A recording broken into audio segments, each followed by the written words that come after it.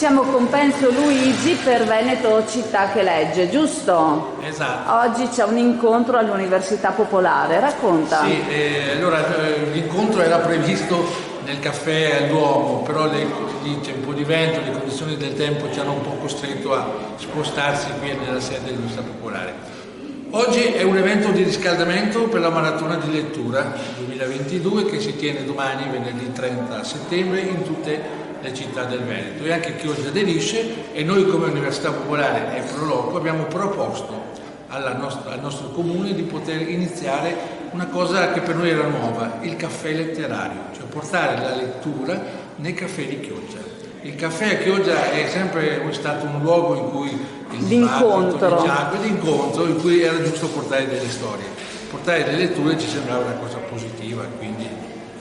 Infatti ieri siete andati nella cicchetteria.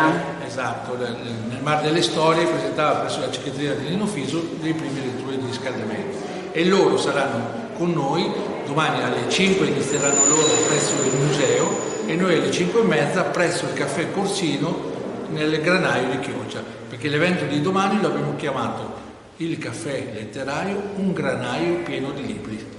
Davanti al granaio non si poteva, sembrava giusto. Speriamo che domani il tempo sia clemente con noi, che ci permetta effettivamente di fare un caffè seduti, bere un caffè e leggere dei buoni libri. Perfetto, in cosa si incentrerà la lettura di oggi? Il tema che ha proposto la Regione è la letteratura di montagna e la letteratura di collina. Noi leggeremo libri su questa tematica, in più aggiungeremo alcuni libri a noi cari che servivano anche per stimolare la curiosità nelle persone che ascoltano della lettura, del portare i libri assieme. Questo è il nostro obiettivo. Speriamo di riuscirci a realizzarlo. Buona lettura allora. Grazie.